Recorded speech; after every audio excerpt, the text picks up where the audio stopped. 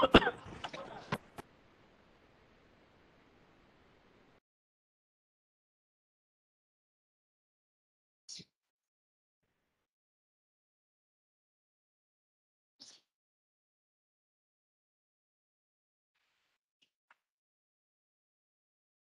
good evening, friends.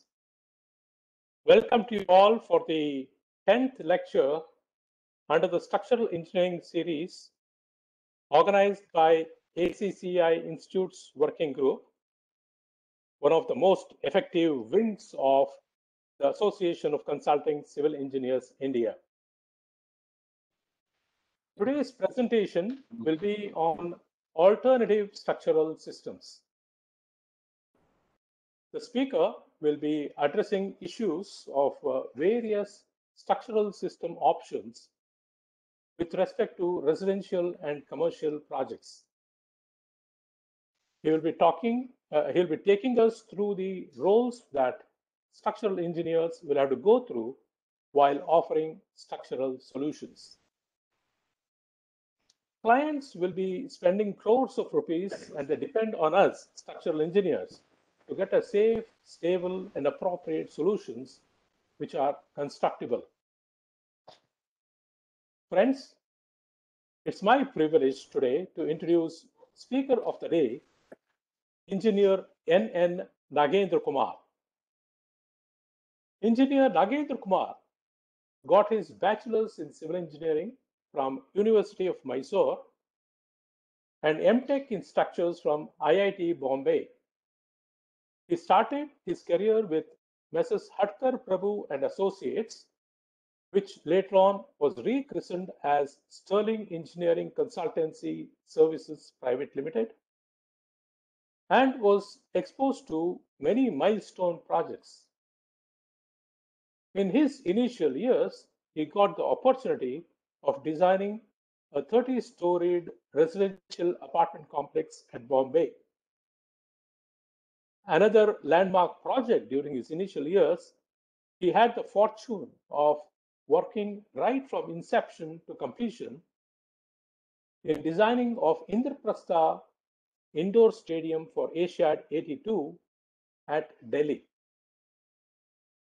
Engineer Nagendra Kumar became Director of Sterling Engineering Consultancy Services Private Limited and has since been heading the Bangalore branch of the organization, leading a team of professional engineers, detailers, and site engineers involved in offering consultancy in structural engineering for various types of projects consisting of large and mid-scale projects like commercial, residential, IT campuses, auditoriums, institutional buildings, hotels, etc.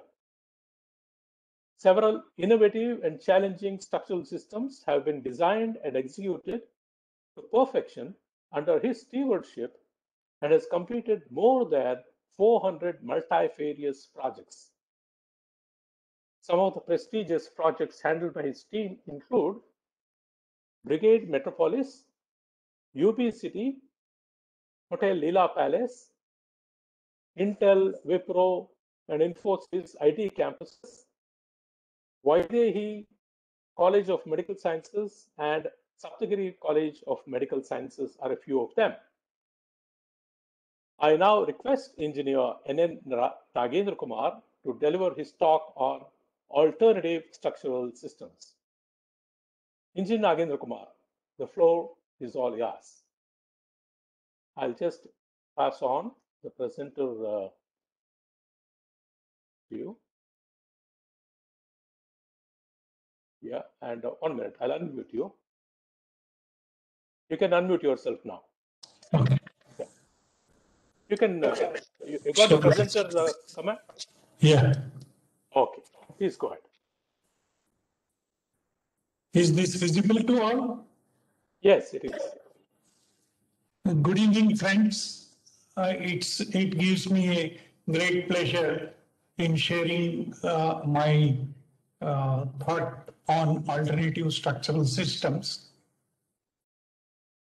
I may be, little maybe reading what I have said, but definitely it is worth listening to. As a civil or a structural engineer, we have a big role in visualizing various aspects of the project. Based on the client's requirements, services requirements, and municipal bylaws, architect, 1 minute. Architect produces a scheme which, in coordination with various services consultants, a structural system or system shall be prepared. There are many types of structures like infrastructure, industrial, residential, commercial, sports facilities, long span structures. Some of the challenging projects which we have handled are just for, this is very, very minuscule of what we have done, but we have selected few to show it to you, what kind of projects we have completed. Hotel Leela Palace, then Brigade Tech Park, we have done this, egg-shaped building in which for the first time in Bangalore, a sprayed concrete was used without formwork on the outside face. Then UBCT, Titan Corporate Office. If you see now in Google, you see only green and the outline of the building. So even all the terraces are all with green top. Then Forum Mall, which was done quite back. Chennai Phoenix Mall, then this Brigade Rubik's, then RGA Tech Park, which is almost like 3.3 million square feet. In this talk, we will be covering mainly residential and commercial buildings. This presentation is based on the structural systems adopted in executing many of our projects with our team, and system proposed shall be visualized in the following consideration: proper load flow from horizontal plane to the elements in the vertical plane and reaching the ground, which ultimately bears the load. Lateral loads such as wind and earthquake. Thermal loads if the building is more than 40 meters, that is one plan dimension to avoid movement joints. Safety and serviceability of the building, and most importantly, code compliant. This plays a vital role in a structural engineer's thinking. He has to follow always the codes defined, and if some clauses of IS is not giving clarity, we can always choose either BS or ACI or ASME, like that. Any system shall be visualized in complete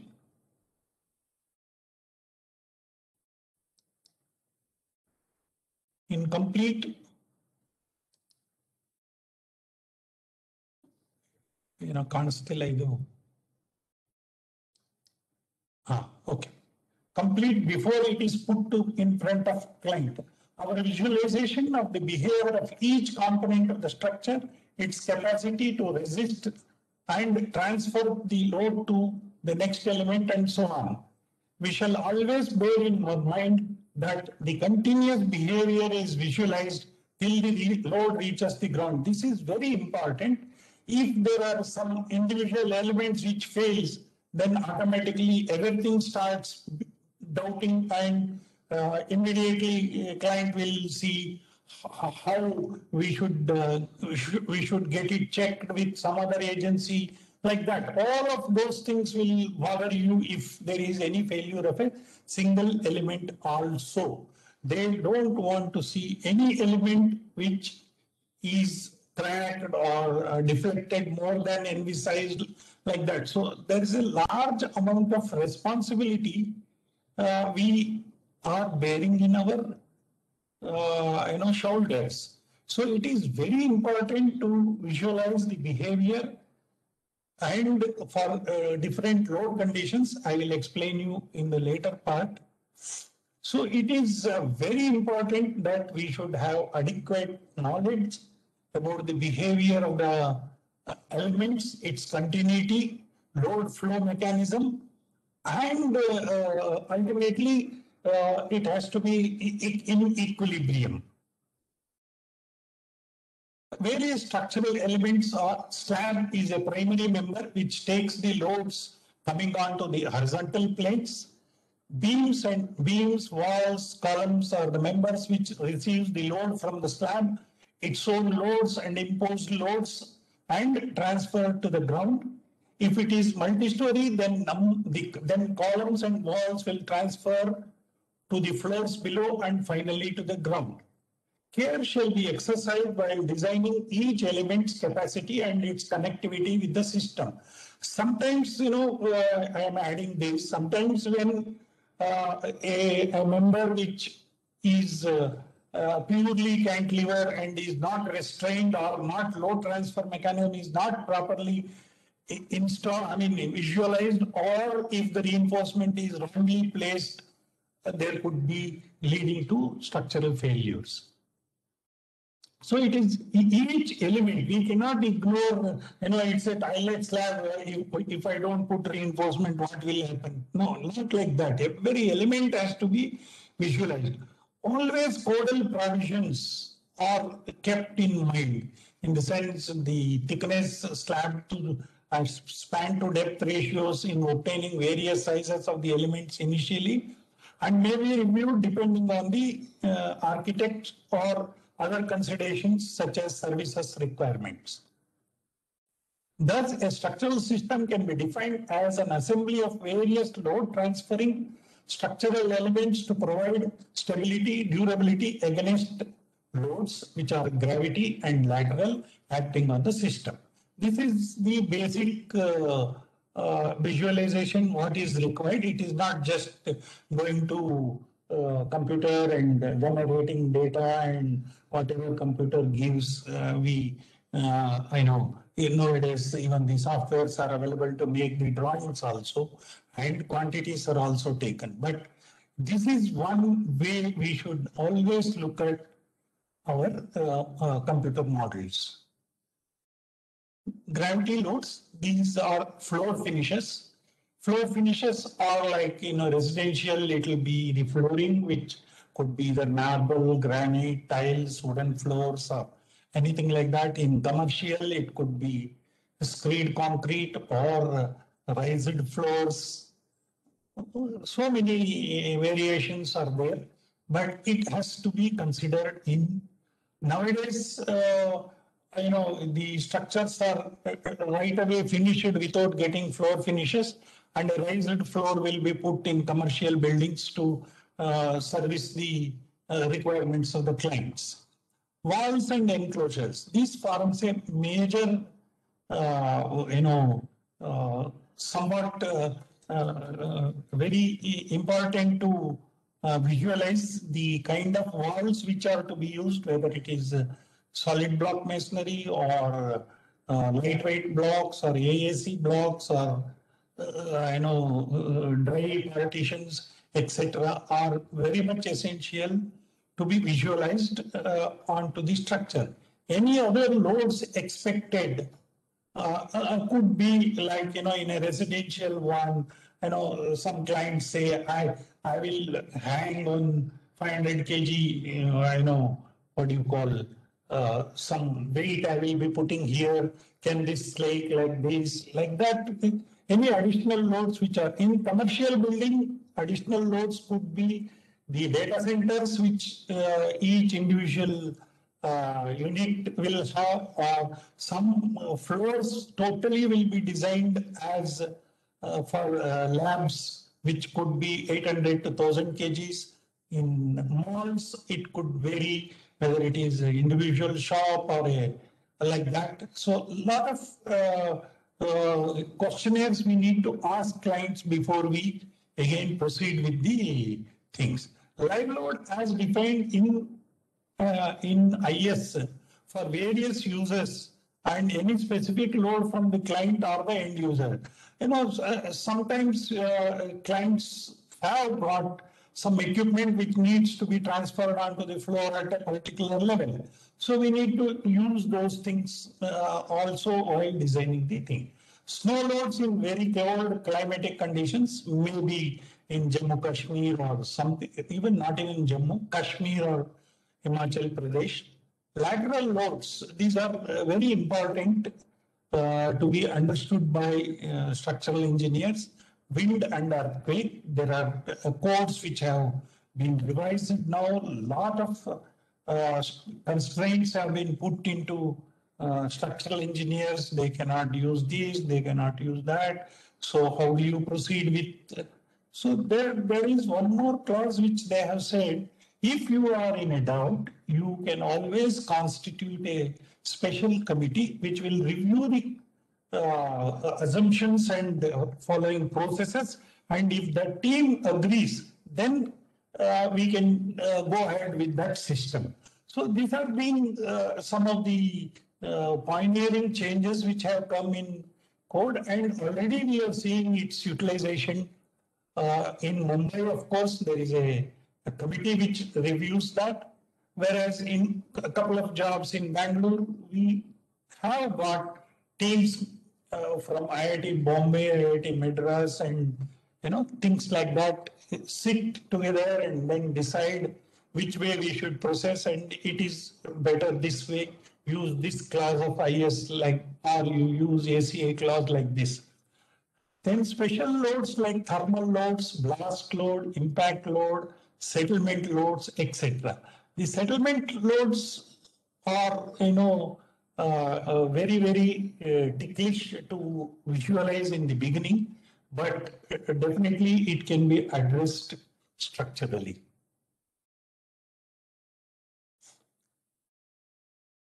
Depending on the size of the project, I'm now concentrating on the residential project.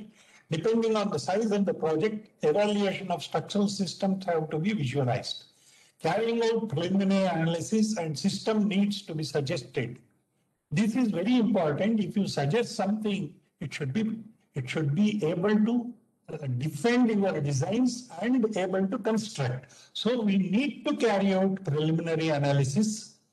Or it could be hand calculations, it could be a preliminary analytical model which you create. All systems which are suggested shall be code compliant, including serviceability. That means deflection of the members and settlements, differential settlements, everything. It should be safe. It has to be, otherwise it is no use. If you give a deformed structure, it is of no use. Then stable, its stability is at most important, especially where torsional forces are coming on to certain beams and things like that. We need to visualize stability. Economical, of course, that is the most important thing as far as the client is concerned. So economy also plays a vital role. Constructible, it should be buildable. Otherwise, it is not. Like you saw it on egg-shaped building which we have done, where if we had started using it with formwork, it would have been a disaster. So we had to think of how to build that, instead of giving just a solution, we have to see how it can be built. And repetitive use of formwork. Formwork is one aspect which structural engineers have to keep in mind, because formwork is a expenditure which is not in the client's mind. He expects, yeah, I want slab, that's all. But for that, he needs formwork. So always we should keep repetitive use of formwork in mind. Structural systems used in residential buildings are, if it is smaller and multiple walls which are fixed in its dimension and all that, load-bearing structure, it could be either masonry or it could be reinforced masonry forms, or it could be plain structural plain concrete as defined in Pintel's book. Forms load transferring mechanism to the ground. Moment resisting frames out of columns, walls, and beams. Framed structure with shear walls, Shear walls will help in controlling lateral deflection by resisting lateral forces. Structural wall system in which all walls are considered as structure and analyzed. Dual system building with structural walls and moment resisting frames. These are a few of the suggestions which I will show you each of these whatever possible I will look at it.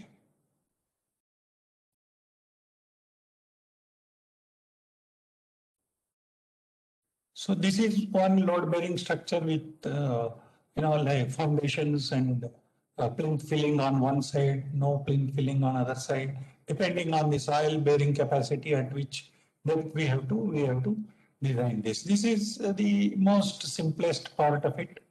So it is something other than that. Column beam and wall framed structures. Suppose the architect, sorry.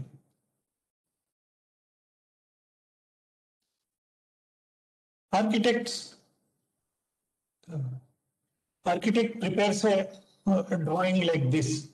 It's a simple residential building which has got 5 apartments with lift and staircase. Simple, and column beam structure has been suggested for this because it is only ground plus 7 stories and things like that. We cannot think of any other structural system. But yes, while offering the structural engineering services, of course, this is a pretty large height, but isolated building, not many buildings. So different type of structural systems may not work on a cost consideration basis. It's not that any system can be built for anything, but it should be appropriate to casting of the structure. So this is how the structural drawings are prepared, looking at the locations of the columns with architectural discussions. And then a structural drawing shows that this slab where my cursor is moving is without this beam cutting across, so that when you enter your room, you will feel a nice feeling. If you see this living dining area, also can have beams here and beams here to give you economical structure. But if you imagine you are in this living room and dining room, if you have these beams in a small house, it will be very, very congested feeling. So these are the few aspects we need to look at it. Then there are toilet locations which needs to be looked into, how the pipes get transferred to the shafts and things like that. These are for electrical and light current and things like that. So that's how, and the balconies are sunken so that the rainwater can be drawn back to the structure, and otherwise you have to spout it out and it will be not accepted by architects. So these are like, as I told you, some ledges in architectural features and some portions of sunken slab where we fill it up with and services are carried through like that. This is structural drawing overlay of architectural. So if you see a living dining in this portion is without beams, this passage and bedroom is without beams, like that. If the kitchen, if you visualize, this is the kitchen and the store. So this beam was essential because we are giving this big slab. Otherwise, the whole house becomes one slab.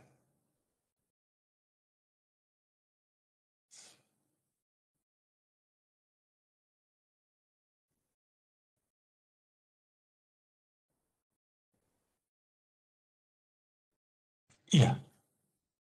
So this explains where are the toilets and how we have to cater to how the balconies are drained and things like that. So all of these are shown here, how the cutouts have to be taken below the slab, and we give sleeves through the beams so that it can be connected to the vertical part.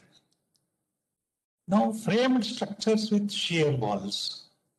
These are for tall buildings, and like this. If you see here, it's only two flats on either side, and we have chosen some structural system in which, if you see the next drawing, this is a pretty tall building.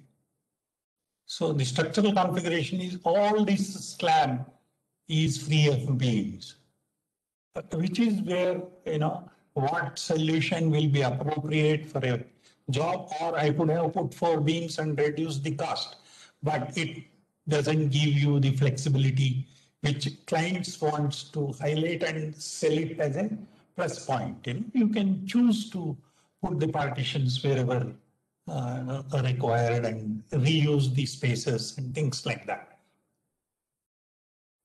So same way, sinking and all of those things.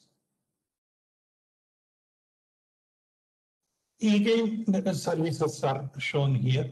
Where are the toilets, how the commode will be fixed, and all these are required to be visualized by structural engineers also. It is not just, computer analysis and I got these forces. No, we need to understand the usage of one, the architectural principle also, and services requirements for a project. If you want to zoom, I can zoom now.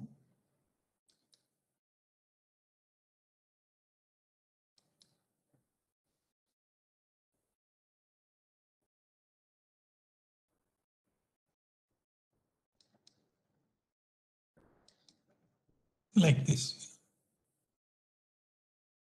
Services are, where are the cutouts and things like that.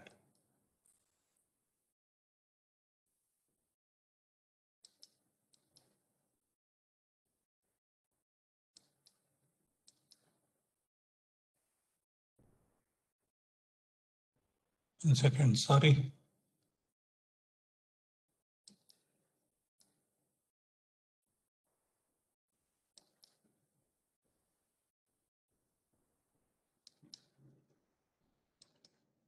Something services. Oh, it has gone so far.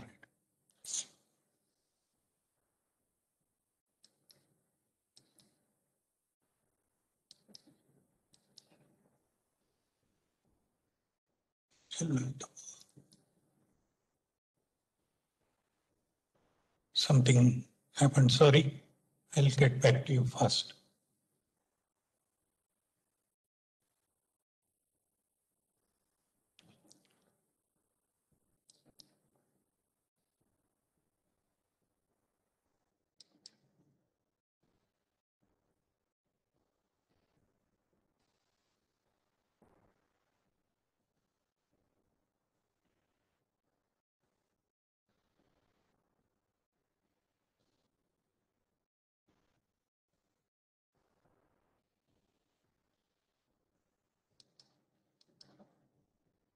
This is the one which we were talking of. So this is how the thickness and all that I had discussed, sections through the drawings. Then this is the services, framed structure with architectural overlap. So you can see where are the walls and where which is what is happening and things like that. Then structural wall system, when the project is very large and tall and repetitive or near repetitive, time-bound deliverables. This is very important. If you have to choose a system, is there any time-bound for deliverables also plays a vital role in suggesting. We need to think of a structural system which could be fast in construction, with most services could be embedded or pre-planned. In this, all architectural walls with cell levels, lintel levels, known or determined by architectural features. A structural plan using this information will be prepared where all or most of the walls are used as structural walls. Analysis will be carried out to check the stability. In most of the cases, since the stiffness of the structure is very high, because all are forming load-bearing members, the structural deflections will be usually safe up to 25 stories. In order to construct, we need a formwork unitized and assembled like a jigsaw puzzle with detailed drawings and proper numbering. This will be prepared by the formwork vendor, where there will be two sets of drawings, one for the walls and the other for the slab supporting system. Majority of this will be formed from standard sizes with non-standard sizes if required. I mean, will be required, definitely. As of now, there are large number of vendors to produce these types of formworks in different materials like aluminum, which is very popular nowadays, PVC, etc. Concreting of walls and slabs shall be poured together in single pour. Proper concrete which can flow into the walls, such as smart dynamic concrete or self-compacting concrete. If the car parking is below the tower block, then there will be a transfer system with transfer girders above the car parking zone. Services interface needs to be exercised before finalizing. I'll just show you one of the schemes which we have done. Upfront investment on the formwork will also needs to be evaluated and its reusability. If the formwork is costing 7,000 rupees a square meter and 7,000 rupees a square foot, and if you don't get 50 repetitions, then we are spending much more than what is required. So we need to see the repeatability of the formwork. And some modifications if required. Here, this is where engineers need to spend some time before we suggest any of these suggestions. If you see here, this is one project in Bangalore we have done, in which, because of so many other constraints, basements could not have been extended. So within the tower blocks only, we need to provide car parking. So we chose to have column beam structure and a transfer girder level plan, wherein which the walls will be picked up. So this is the structural, architectural plan. Yeah. So in this, after the car parking level is over, all these walls are used as structural walls. So if this goes down, nothing can be driven below. So entire car parking gets, not possible at all. So we had to choose a different structural system. Structural wall architecture, this one small way I will just take you through services and all that. So like this.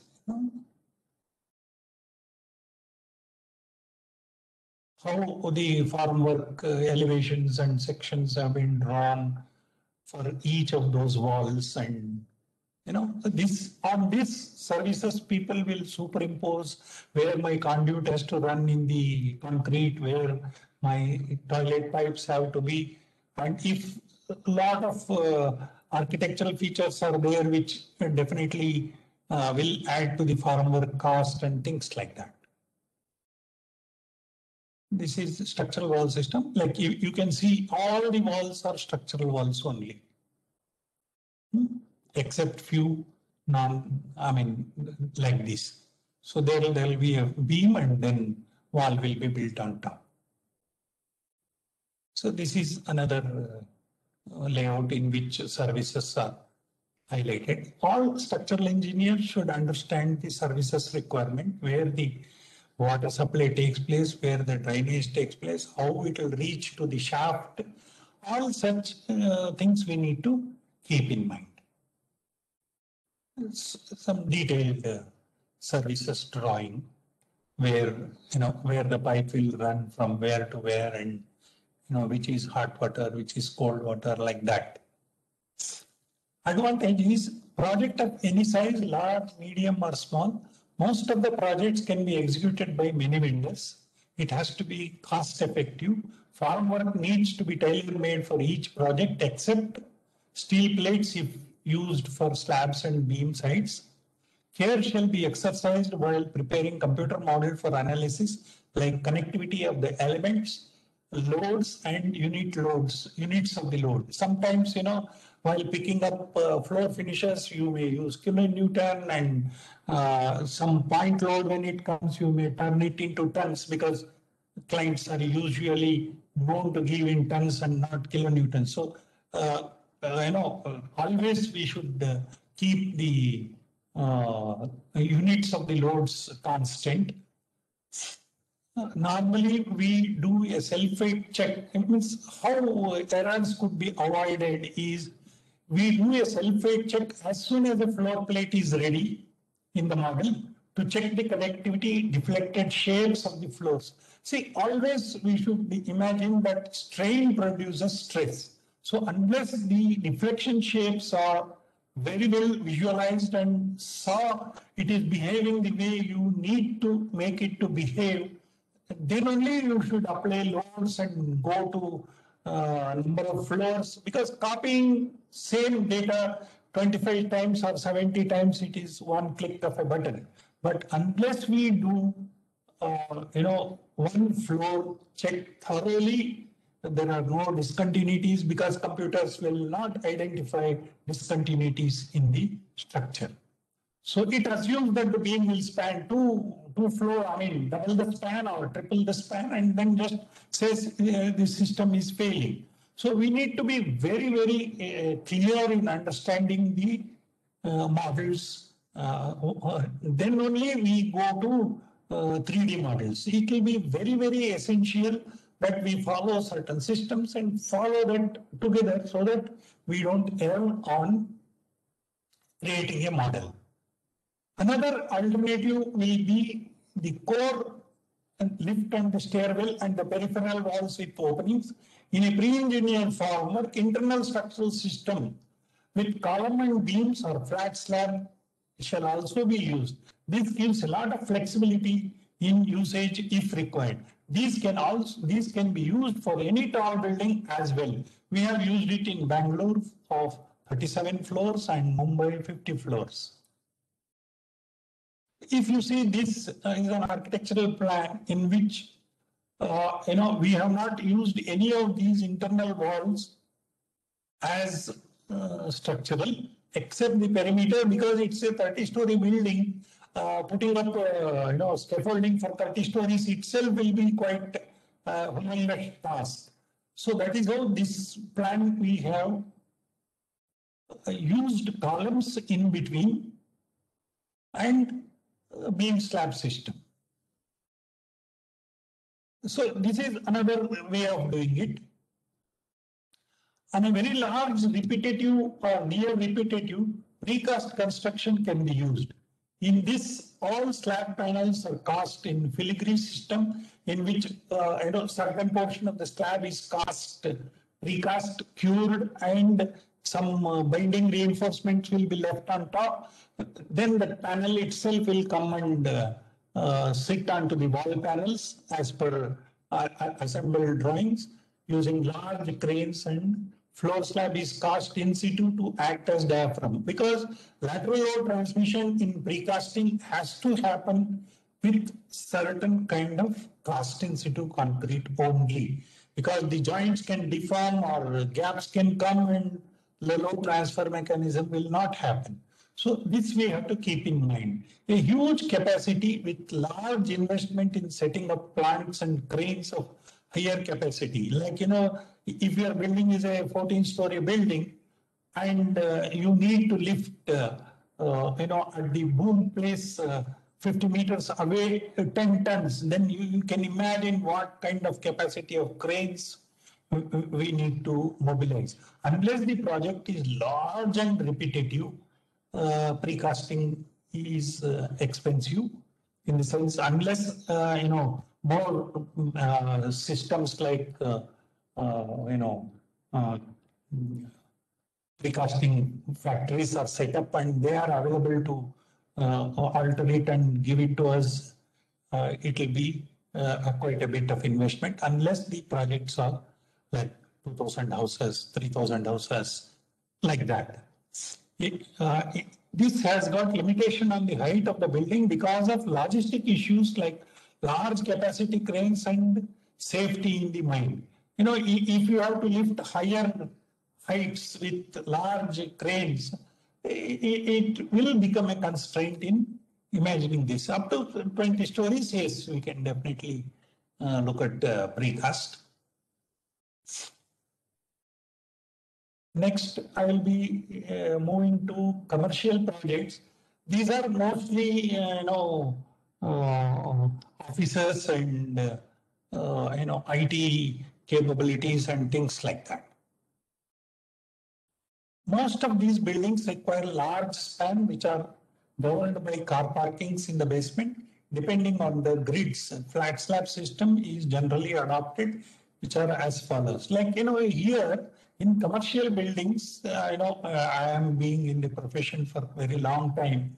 We started from, 7 meters to 9 meters to 11 to 14, and now almost it has stabilized at 11.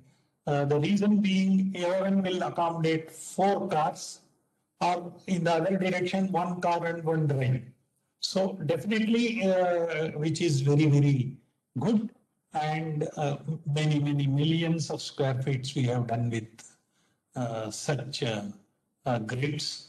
Flat slab with drop panel, in which the drop panel will take the shear. Most likely it will be giving redundant safety in shear. Flat slab with column capitals. In case architect wants to express everything and can't give a drop panel, which we have worked out on column capitals also. And flat plate, we have done on commercial buildings also, though it is written as a residential.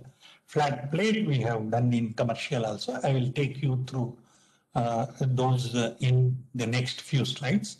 In a flat slab system, we have shear walls taking, this is the new codal requirement. If you have to use a flat slab, the all 100% shear force has to be taken by shear walls and peripheral band beams connecting the columns, which are to be designed for resisting 25% of the shear.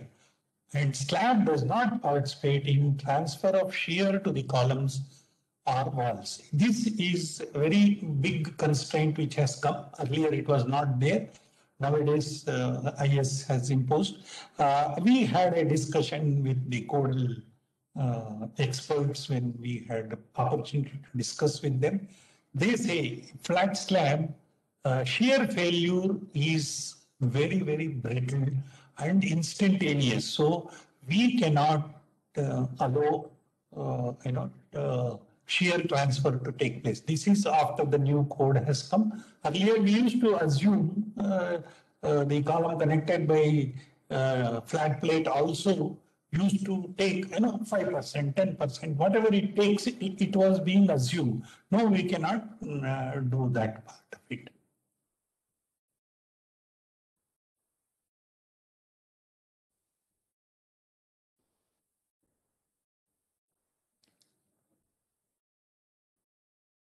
Commercial projects, we have used welded slabs also. This reduces self-height and reduces. I'll take you through these in slides. Post tension slab, whether it is PT, whether it is a flat slab with drop panel, column capital, or beams and slabs also, we can opt for PT. This will also have been used on many of our projects. And where large spans are there, PT will become economical. If it crosses 11 and goes to 13 or some, then PT will become the option which we have to offer it to the clients. We should not say, I can design 13 meters also with normal slab and all that. And the thicknesses becomes unwieldy. And if it is multi-story, then total load also will increase. So for sustainability, we need to use as minimum requirement of concrete as possible. So we need to, then the grid or the waffle slab, these also are being used in commercial buildings, which we have used also. I will just take you through. This is flat slab with a drop panel.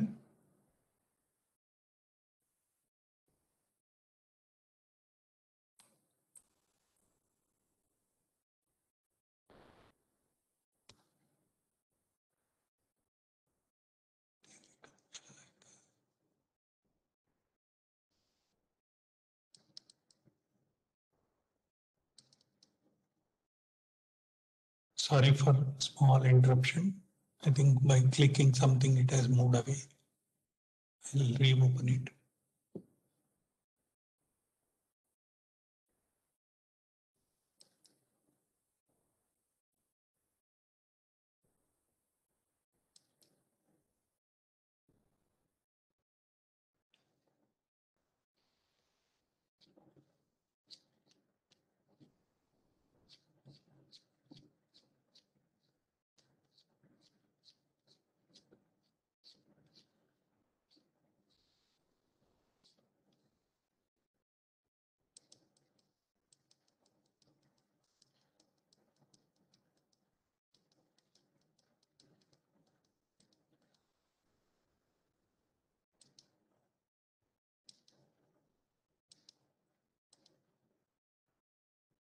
There we go. Sorry, something is happening. Just bear with me.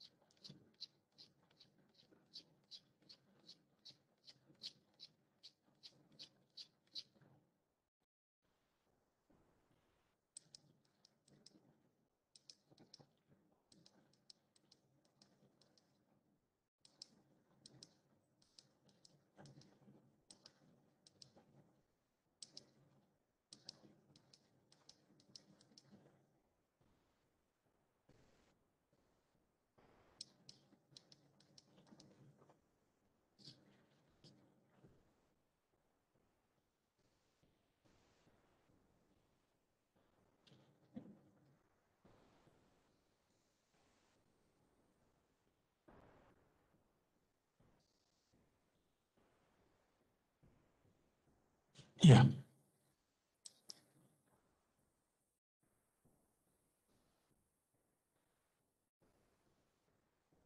Yeah, you can see this, flat slab with drop panel. It's a small plan I have shown. There is a peripheral beam and the core is located here. And then the column with the drop panels. This is how it will be. The drop panel cross section looks like this. And the services which are there in the core, the toilet, how the pipes have to be visualized. And, in commercial buildings, what is called as air handling units will be there where air conditioning equipments will be placed and the ducts will move out from that room. So, and the electrical cable trays and all that will come. So the services requirement plays a vital role from core to the office building. So the core needs to be a lot more, thought process in solving the services problem. And of course, definitely we can take care of that.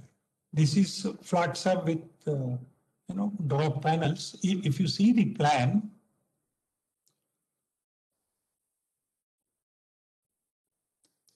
if you see the plan, the ceiling should look like this. You know? So architects wanted a ceiling to be of this nature. Huh? So we adopted, like a column capital. The column itself flares like an umbrella and goes to, and this particular extra thickness is what you will see as beam bands, and then the slab thickness which is there. So that's how, you can create.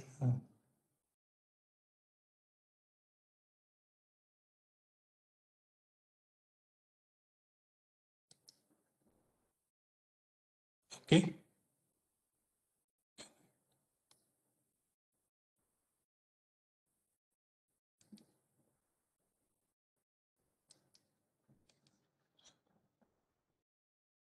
What happened?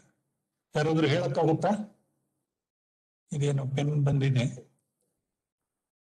Hello, if somebody can guide me to get out this of annotation. Let me just unmute all. Yeah. And participate. How Yeah, to if get anybody out of can this? help him out, they can unmute themselves. What is the problem? Problem Sir. is I'm not able to go to the next slide. Okay, go Sir, to press escape. escape one. Go to escape. Escape ಮಾಡಿ sir, escape ಮಾಡಿ. Okay. Or boot again, start the slideshow again. Oh, okay. And then come to the present slide and show. ಆಗುತ್ತೆ, ಏನು ಪರವಾಗಿಲ್ಲ.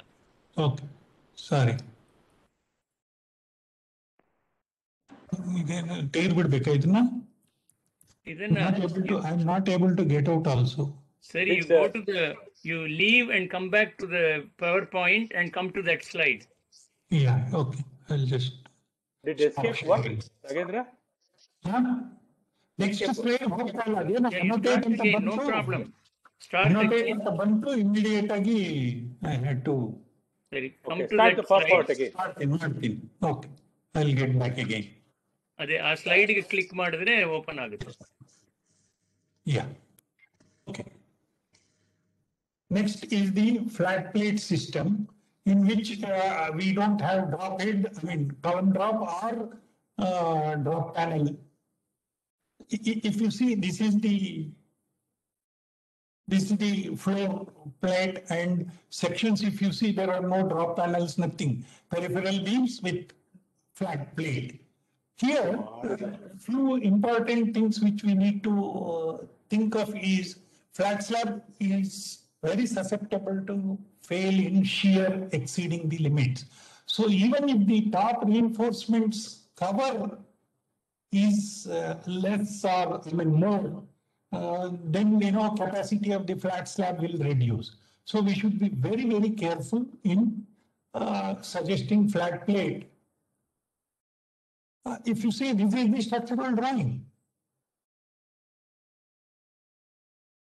Absolutely, there are no. So what we have to detail it out is in the column head, we have shear heads introduced. Of course, this is there in IS code, but where to use what also is our role. Whatever we learn from the college may not be helping us. So we need to think differently, where, how, and things like that.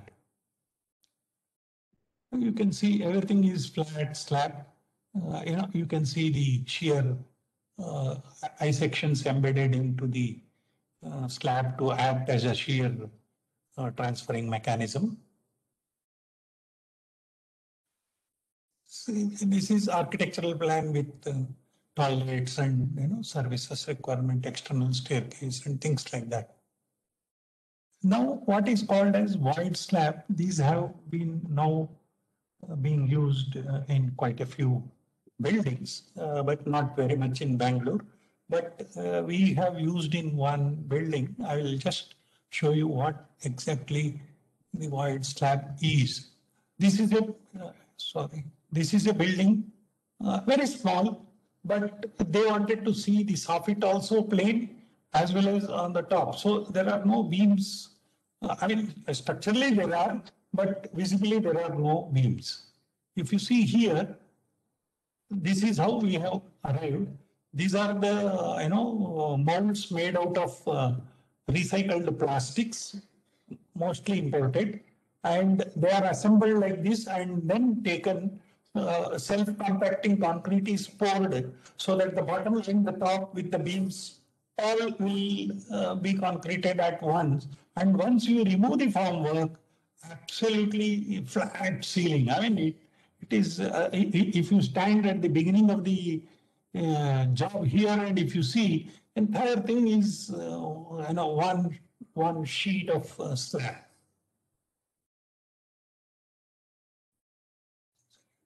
It's something like this. There are stools so that the concrete flows below and rises. So it has to be self-compacting concrete only. Normal concrete cannot be poured unless you pour the first slab and then pour second, then which introduces a cold joint and not acceptable. So nowadays we are having what you call as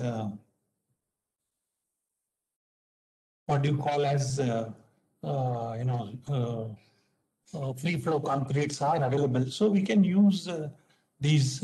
This is post tension slab, as I explained you. Flat slab also can be post tension. Beam slab also can be post tension. Post tension is a phenomenon where I mean everybody knows that you induce an opposite stress into the element, and when the normal load comes, first the PT force will get nullified, and then the RCC will come into effect. So it can be used for any type of buildings. This is one commercial building where we had used PT. You can see the core staircase, then the service staircase with two staircases because of the limitations in the distance of travel distances imposed by firefighting. So we had to have 3 staircases. Plus, when client wants to give it to 2, then independently each one will have his own internal staircase and things like that. So this is how the PT band beams were introduced, and the remaining will be the flat slab. So these are the band beams which are into the profile. You can see the band, like see how many cables are there, and things like that. So this is a zoomed part of that, like some of them passes through the column, some of them goes beyond, like like a drop panel kind of a thing, and this is how dead ends can be created either with loop or anchors. Grid or a waffle slab, in which I will explain you. Yeah. So these are the molds which can be reused. As the cursor moves, here you can see. So it is all assembled. Reinforcement is tied and poured, and then these molds are deshattered. For this, we need to have a full formwork on that. These have to be properly placed and tied with reinforcement. Concrete is also poured one shot, like entire slab with ribs and all that is poured together. Here we don't need free flow concrete because bottom we don't need the concrete to flow freely. So we can avoid these things. This has been used in quite a few jobs, and we have been using this right from 85 onwards. So, fiberglass molds or PVC molds are brought and then reused several times, like 30, 40, 50, 100, like that. And we did a project in Bangladesh where, we used it umpteen number of times with reusability of PVC molds, which were imported from London or England rather.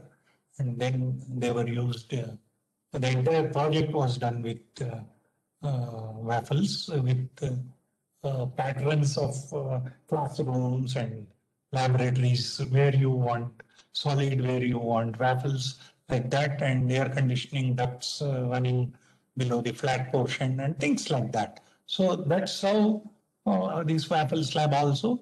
In this, what happens is for the services part of it, you have to fix any clamp to the web of the beam, not to the soffit of the beam, because of the width of that is so small and it has got 2-bar reinforcement. It will pose like a U clamp, you have to fix it to the beam. So that is very important. And when it becomes a terrace where, rain, water, waterproofing and all that needs to be taken, normally increase in thickness of the slab is suggested, though it is not required structurally, but for other reasons we need to have extra concrete so that it becomes pervious. I mean impervious rather. Next part I am talking of is commercial structural steel. Structural steel has not been in use, at least in India, for residential buildings. Very, very uncommon. And normally tall buildings with large spans, the self-weight of the structure becomes very large, and even with high grade concrete, size of the columns becomes very large and occupies the floor plate. In such situations, using structural steel fabricated with floor as deck and concrete with fiber reinforcement or reinforcement with mesh or steel shall be used as slab. So here, to reduce the self-weight of the structure, it is made out of structural steel members. These the deck is a sheet metal which is formed into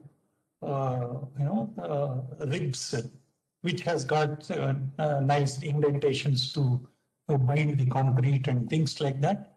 So these are fixed with the floor with studs, so that the studs transfer shear to the beams below from the deck concrete, and then this will be resting on secondary steel members, which in turn onto the main girders can be castellated also to economize the things and pass the services through to connect to the columns, which are in steel encased in concrete to economy and cheap. Like, normally in steel buildings, if you assume steel columns only, they will become very expensive.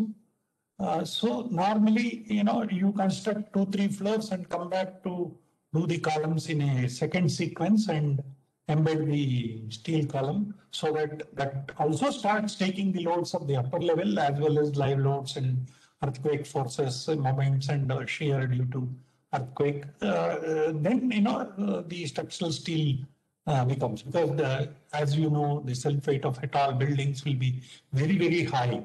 So anything which you substitute in steel is going to be expensive. So we need to choose an option of concrete and steel in columns. In the floor slab, normally it is deck and concrete. Sometimes we have put formwork and concrete at the deck also without using a deck slab.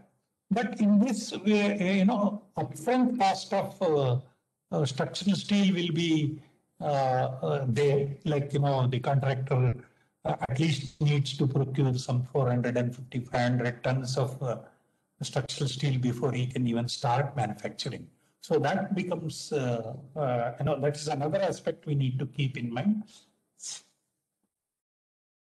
Lateral loads are taken by the core, 100% by core, which could be stairwell, lift cores, toilet partitions, and some bulbs are introduced so that the connections,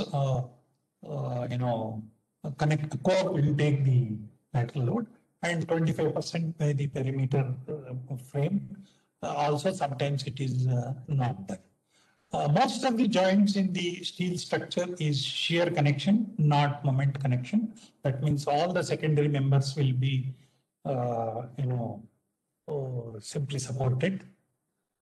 Whereas the deck is connected to the secondary members with shear connectors so that composite action could be taken and some economy and deflections can be properly controlled. This system is chosen for tall buildings have large span, faster in construction, and mostly external finishes with facade in glass or aluminum or fire-rated composite panels. So the connection between any other wall and structural steel will pose a problem of expansion of different materials. Cracks can come, and not a very solid solutions have come out of anywhere in the world. Like, if you see any structural steel building, it is normally glass cladded. Glass, or it could be unitized systems with finishings in it and things like that. So this one is one of the, and there are no, one second. There are large number of vendors are available now, like Tata's, JSW, even the pre-engineered buildings like Kirby and Pennar.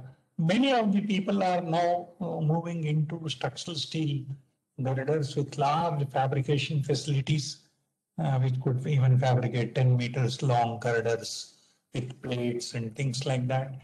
Eversunda is one of the best in what we have in the country now.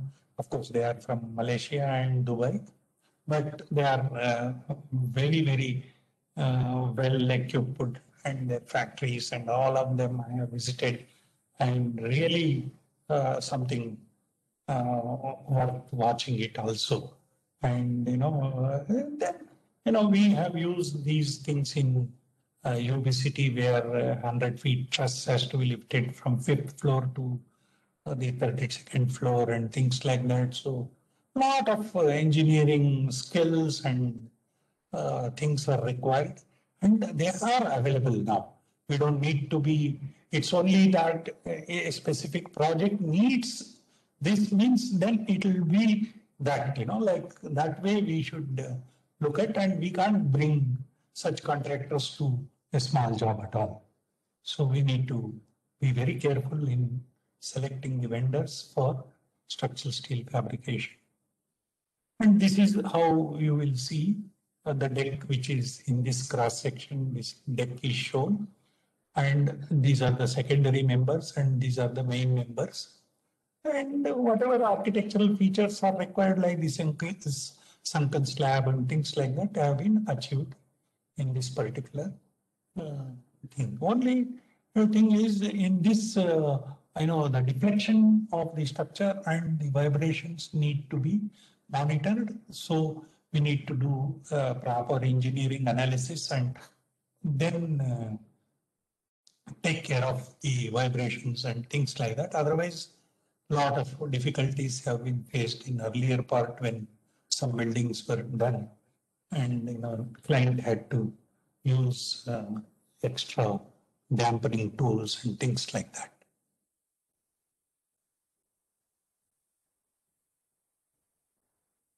Quite a few buildings in Bangalore are coming up with precast technology, whose foundations are only in situ. The columns, shear walls, lift core wells, main beams are precast with in situ junction concreting. Slabs, that is to establish the rigidity of the joints. The slabs are pre-tensioned hollow core slab with proper camber and in situ screed concrete to act as diaphragm. This is one of the jobs which we are involved into with precast technology.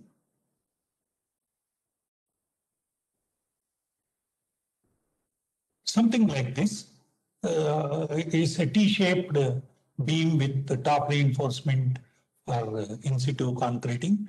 Then the junctions are poured so that you don't worry about a crack developing in the joint because of the precast elements. And then the next part which you see is a hollow core slab, which also has got some reinforcement so that all that top of this concrete is all poured in situ. If you see here, in situ concrete is there.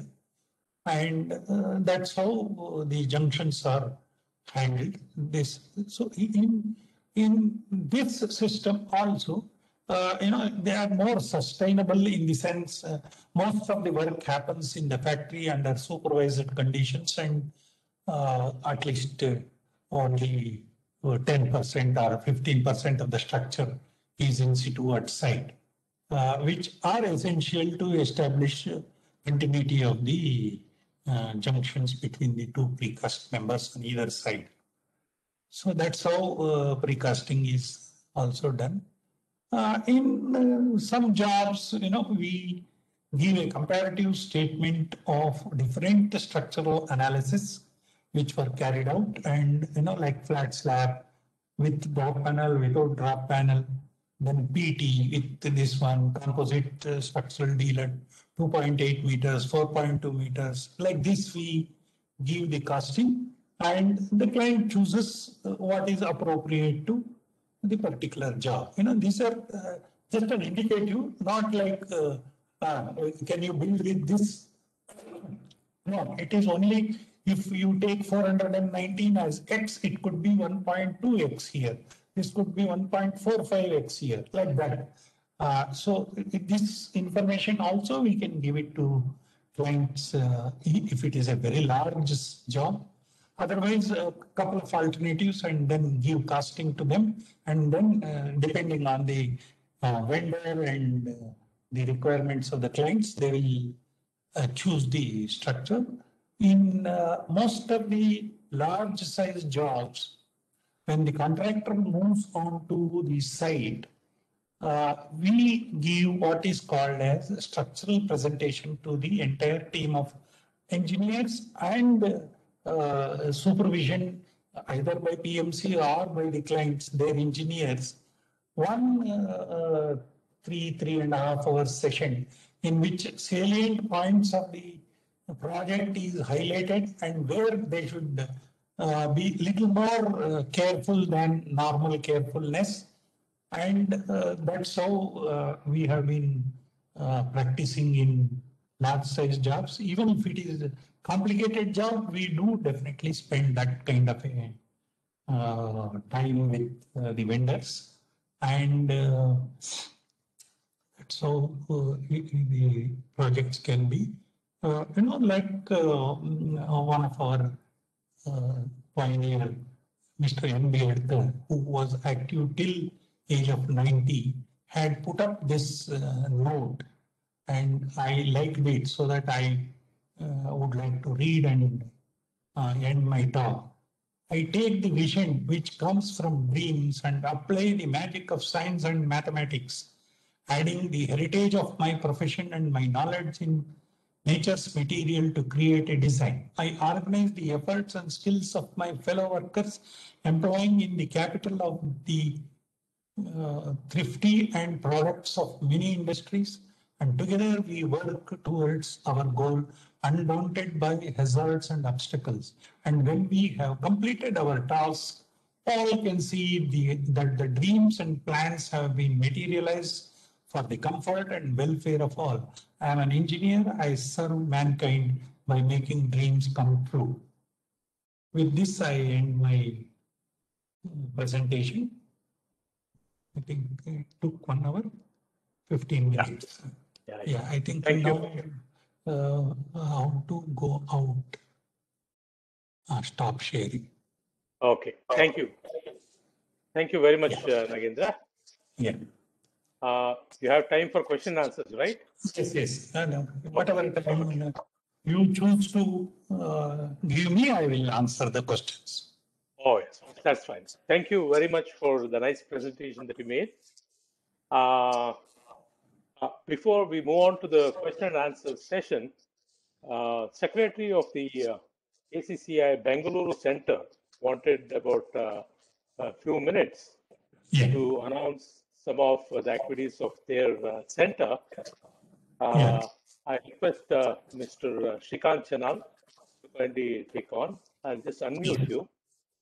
Yeah, I can do myself. Yeah, you can mute yourself. Okay. Shrikant, can you unmute yourself?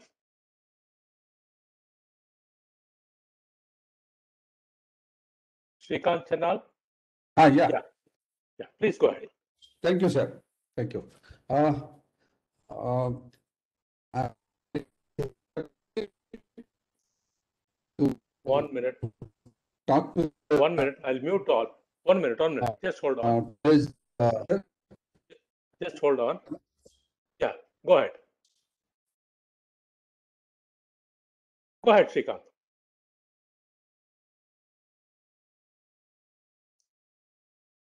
Shrikant, you can unmute yourself.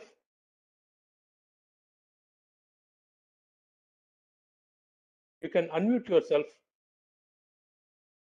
Yeah, go ahead. my dear friends, the professional colleagues and students, it gives me immense pleasure to talk to you on this platform.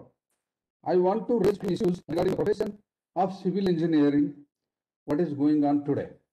I raise few issues. For example, is our profession recognized recognized in most of the countries? Is our civil engineering profession regulated like other professions such as lawyers, doctors, architects? All number agriculture graduates are also having the professional body and chartered accountants, things like that. Now, then the next is whether civil engineering profession is actually behaving as a subsidiary to other profession. Can anybody after the studies practice civil engineering profession independently without taking shelter with other professions? We as practicing civil engineering profession, are we really satisfied? Are we happy with our profession? Is my question to all the members. Whether civil engineers are at the mercy of other profession for their practice and for their livelihood. How to restore our lost prestige? What measures taken up? We from ACCE Bangalore Center would like to take the topics in this direction, and I would like to show the topics that we are going to have. Sir, can you share? Can I share some document?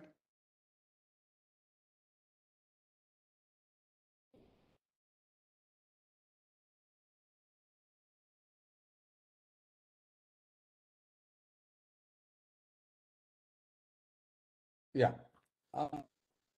Can you share, sir? Visible? Yeah, it is visible. Visible. Please go ahead. Yeah, thank you. Sir, yeah, this professionalism in our series we are planning to start first Saturday of June. Shrikant. Is going to end on the Shrikant, we can yes, see sir. only a picture. We don't see anything over there. Yes, It's sir. just a picture of a mountain. Is that right? What you are displaying is a picture of a mountain and see around it. Are you showing a table or what is it? Now? No. Still it is the same picture.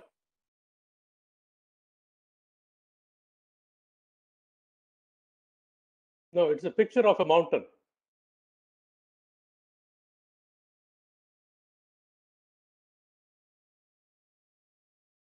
Still, sir, 1 minute.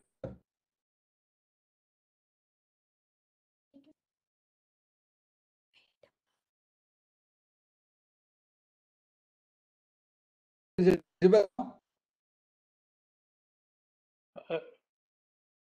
No, it has not changed. Good. Ravi, which things we are going to see in our webinar.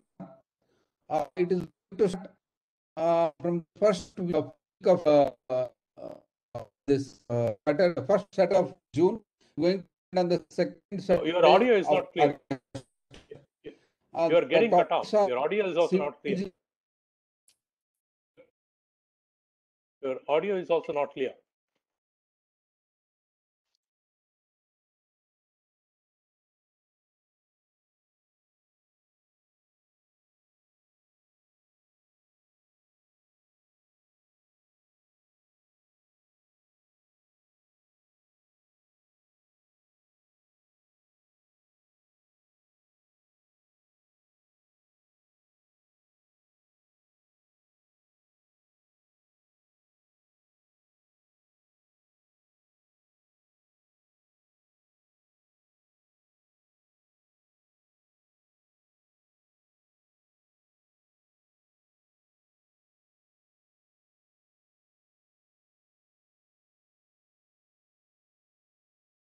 No, Srikanth, can you hear me? Srikanth? Srikanth?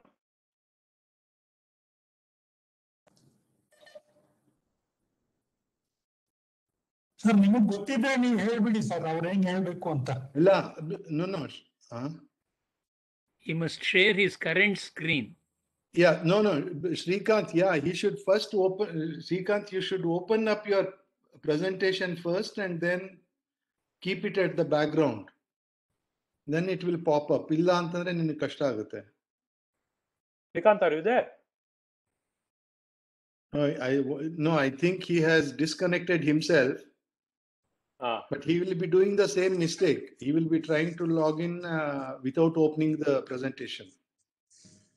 Mr. Rangnath, if you are aware of the content, I request you to please take it forward. By the time he comes back, he can present his screen. Thank you. If he is there to talk, it's better. Otherwise, we'll do one thing. We will continue. No, we will take up the question and answers. Then we will come back. Question and answers. Yeah, then we'll come back once he is ready for that. Okay. Now I think I have unmuted everyone. Please, everyone, mute yourself. Only when you want to ask a question, that person can unmute and ask a question. Okay. Srikanth will go with the question and answers.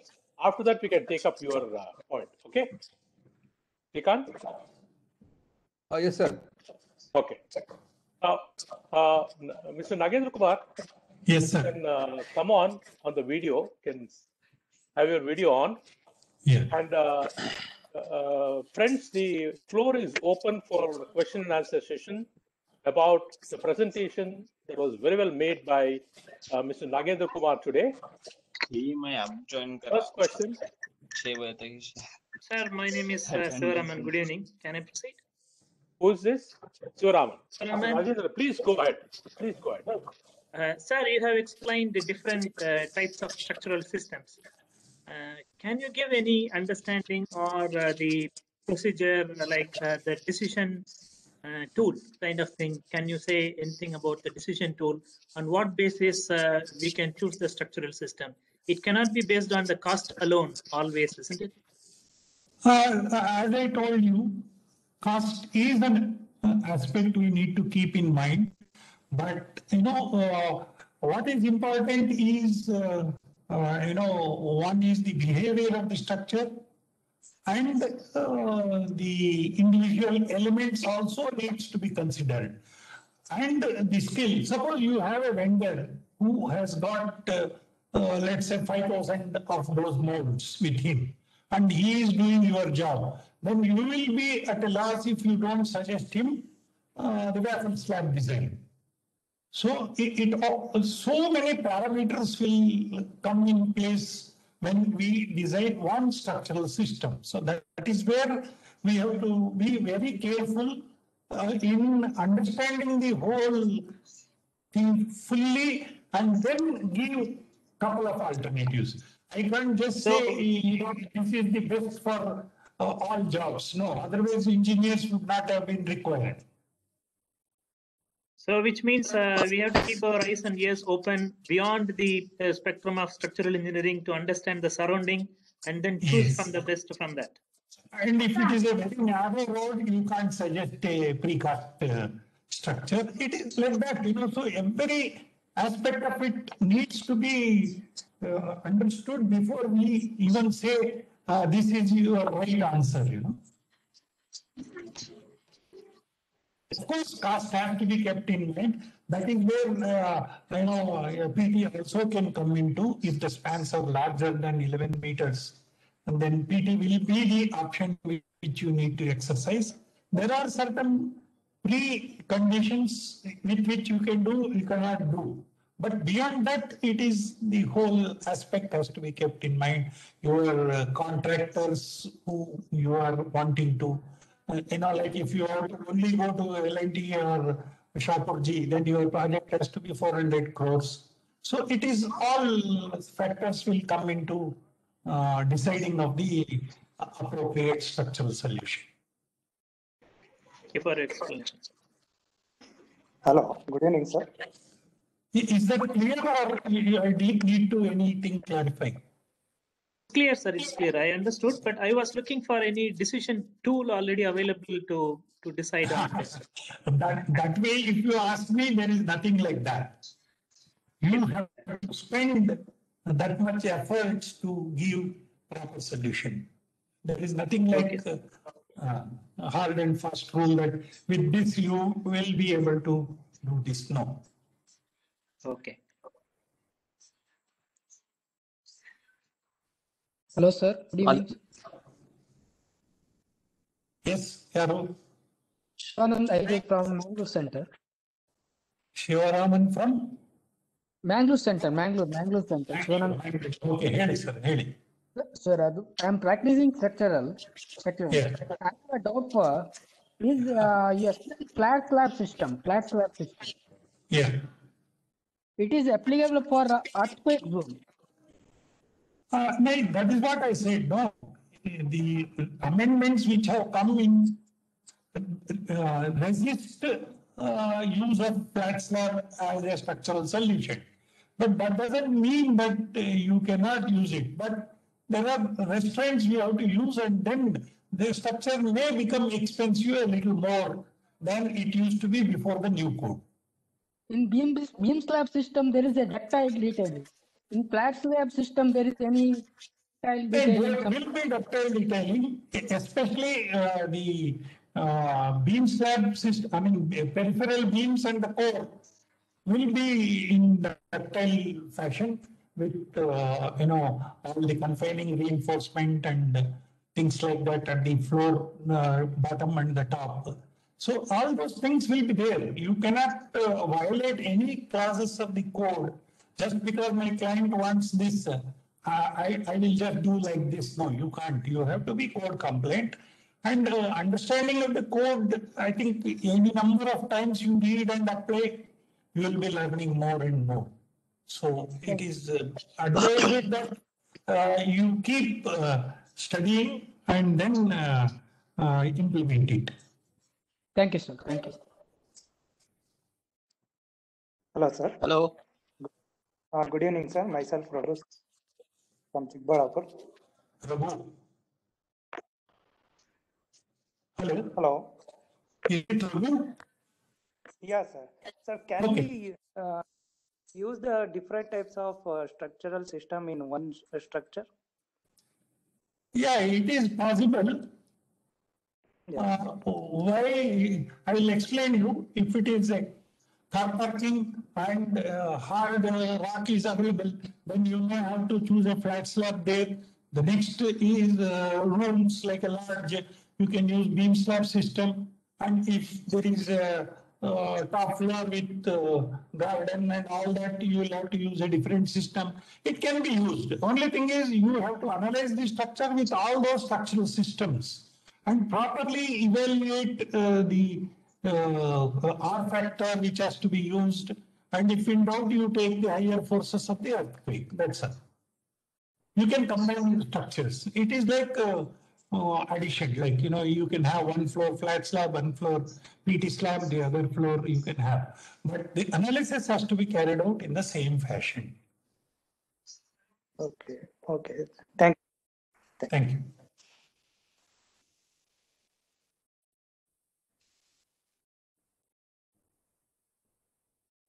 Hello. Hello. Yes. Yeah, sir, this is Anil Kumar. I'm working in Delhi. Actually, I want to add to the question of Mr. Rajendran. Okay. Whenever, like you said, whenever we are deciding the system of the structural, in my opinion, it also requires the close coordination with architecture and other functional departments. Yeah, we need to be at least 40% architects. Right. Apart from cost, this is the one thing important actually. Like, which is what I showed you in a residential building. If you have two beams, it would have become cheaper. By giving a very large span, cost has increased. But it is giving the project what that wall needs, Right, sir. Rightly said. Yeah. So the functional requirement we suggest architect to use like this thing. So then if they agree, we will go ahead. That's why you have to give two options with beams, without beams. Then anybody will opt for beamless only. Right. Okay, thank you. Yeah, we should chase the things to happen so that whatever we feel is the appropriate, we should be able to drive that. Right, correct. Agree. Thank you, sir. Thank you. Madhav Kamath here. Can I ask? Yes, please, Madhav. I want to ask about these voided slabs. Is it primarily a one-way system, or two-way system is also possible? It is the analysis you have to carry out and then establish which way the behavior is better. If it is multiple spans, you can do drop any type of load flow. But do you get void formers for two-way systems? Both will be possible. See, if it is multiple spans like a office building, then you can do whatever you asked for. Otherwise, if it is one-way building, which I had shown you, you need those band beams to connect to the columns for lateral behavior.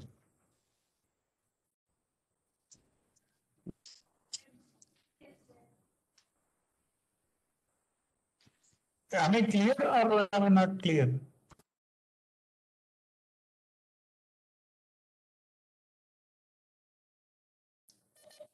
Madhav, am I clear or not?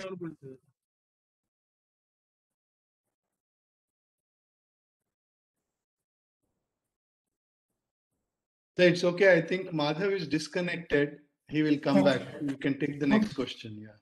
Yeah. Ready. Anybody? Rangnath, you have to unmute yourself. Hello, sir. This is Satvik from Hyderabad. This is Satvik. Please go ahead, Satvik. Yeah. My question is regarding the loading. Actually, you have said there are, in addition to dead live load and earthquake and thermal loads and settlement loads. Yeah. When we need to seriously consider these settlement loads, you have any in your experience where you have to?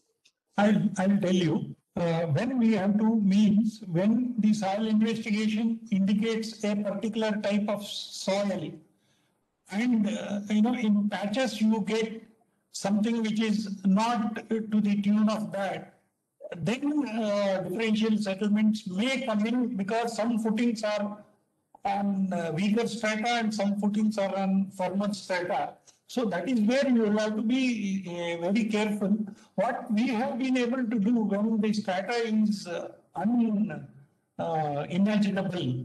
like Professor Srinivas Murthy suggests us, to do a raft with the strips and take the alternate panels to have one stiffness, the other alternate panel will have the same stiffness, redo that with other stiffness, and if you do in two perpendicular directions, then the raft itself can give you flexibility of whether it is on softer soil or harder soil, it can take care of the differential settlements.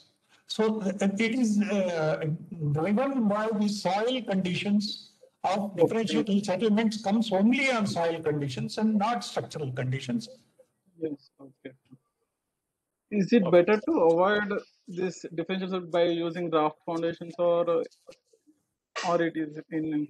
You see, some of the problems are not in your hands, Satvik.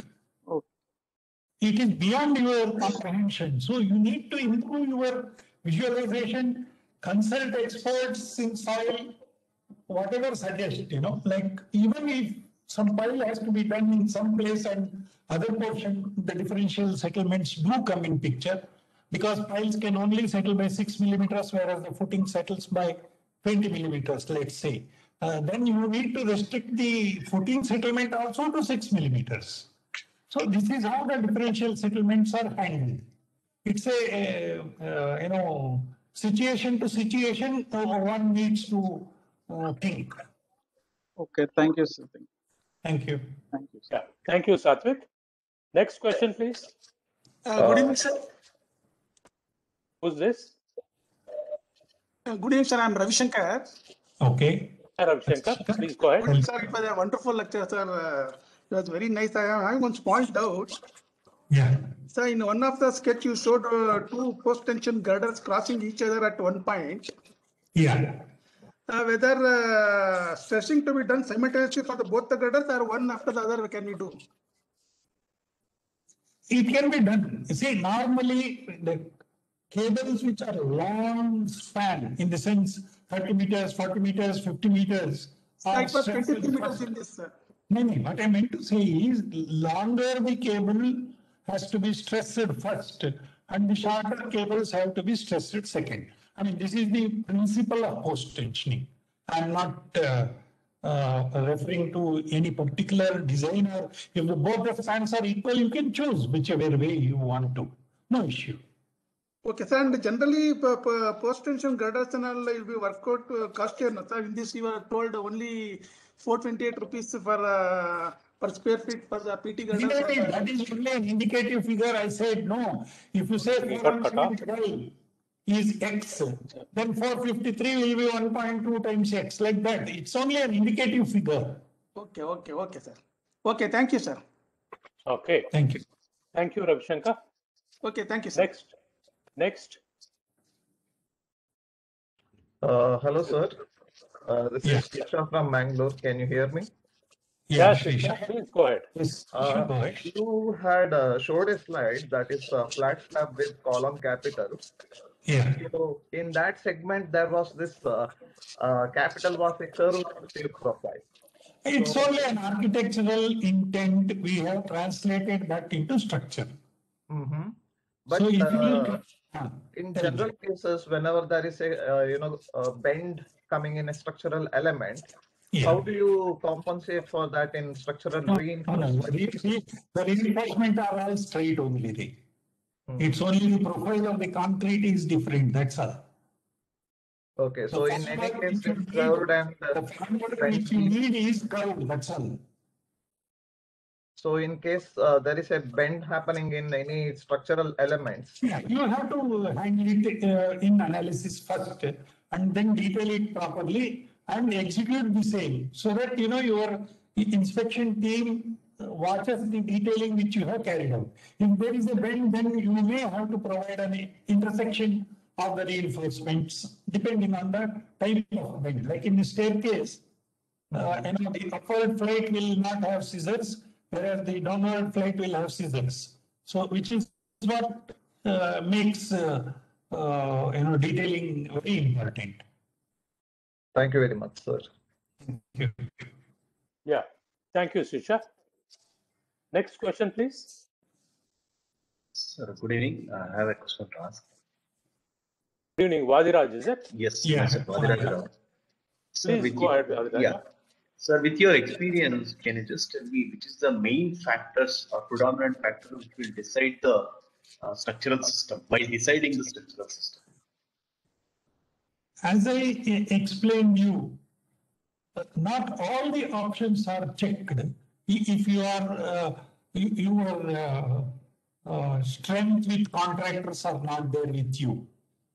If you say, decide that first grade contractor is going to do my job, you exercise anything complicated also, they will be able to execute. So what structural engineer has to do is how my building can be constructed, which is also we need to think of. We cannot just dump some drawings onto the client and say, it's up to you to execute. No, we need to see the constructability also and capability of the contractor also. You can't go on striving beyond your expectations to see that the work executes. Then you can do only one job. You can't do multiple jobs. Sir, what about the architectural constraints? What about?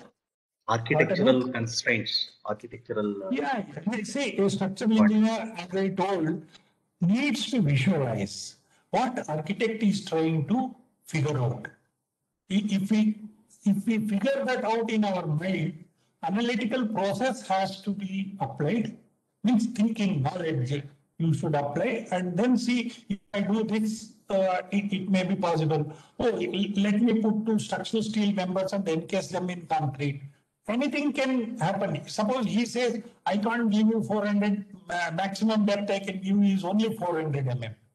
Then if RCC cannot fit in, you go to PT. If it is not PT, then you go to structural steel. If nothing proves all right, then go to architect, get him 500 millimeters.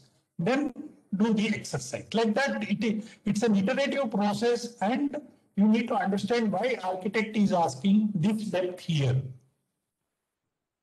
Thank you. Thank you, sir. Thank you. Okay. Hello, sir. Okay. Next, sir, this is next Vinay, question, sir. please. Yeah, Vinay, please go ahead. Sir, I have a question regarding the Maiwan wall, sir. Yeah.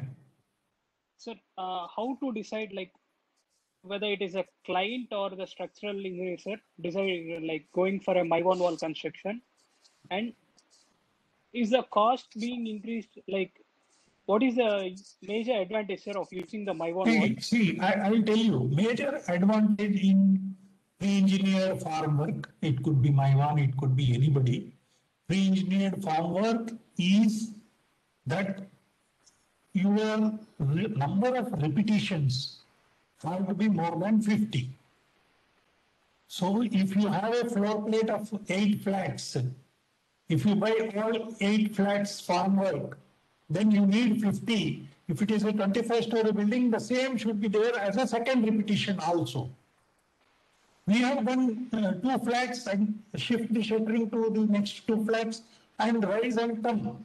Like that also we have done. So it all depends on number of repetitions and upfront cost. Who will bear the farm work cost? It has to be client only.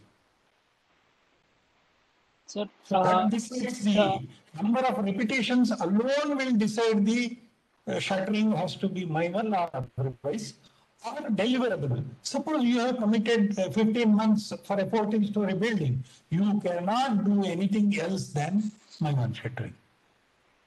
So it is all, it's all like linked to, each of the decision is linked to its parameters, various parameters. I can't say for this you use only column beam structure. Like if the same building is repeated 40 times, there is no point in going to column beam structure. We have to think of something, it could be precast also, which may be very cheap. So in one of the kind of presentations we did for one of our clients, we made a presentation of take the same building and design it in 4, 5, 6 different varieties and gave the presentation. Then with riders saying that this can be executed by everybody, this needs farm work, this needs larger number of repetitions like that we gave, and then he chose what is appropriate for him. So there is no single solution. Otherwise, all structural engineers will be looking at calculators to build. By using this My1 formwork, load also gets increased, no, sir? So the construction cost also gets increased. And will it also act as any lateral load resistant? Of course, all walls will come into lateral load mechanism. Casting, we had done one project. Like one portion of the building is in one tower. I mean, 6 towers was in aluminum formwork, 6 towers for column beam structure. So when the total costing was taken up, because it's a big project, then total cost of block masonry with its plastering and all that were taken into the costing for comparison, it was about 4 to 5% costlier. But they were able to deliver the project 6 months in advance. So you need to weigh between the options when something is chosen. And a structural engineer alone will not be able to take any of such decisions because you are not spending from your pocket. Yes. Okay. Thank you. Thank you, Vinayak. Thank you. Any other questions, please? Okay. If you're done with the question and answer session, thank you. Thank you, Nagendra. I think now we'll call upon Mr. Shrikant Chenal to say a few words about Bangalore Center's activity. Mr. Chenal. Sir, can I say? Yeah, please go ahead. Am I audible now? I've sent it. Yes, sir. Thank you.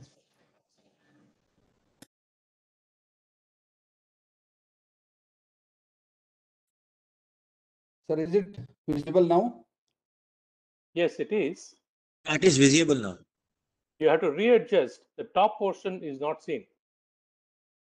Top portion is not seen. Okay. Okay. Yes, sir. I think few of the things I have already explained. In between that internet connection was the problem. So these are the topics that we are going to deliberate. Civil engineering profession, past, present and future by Professor Mahesh Tandon.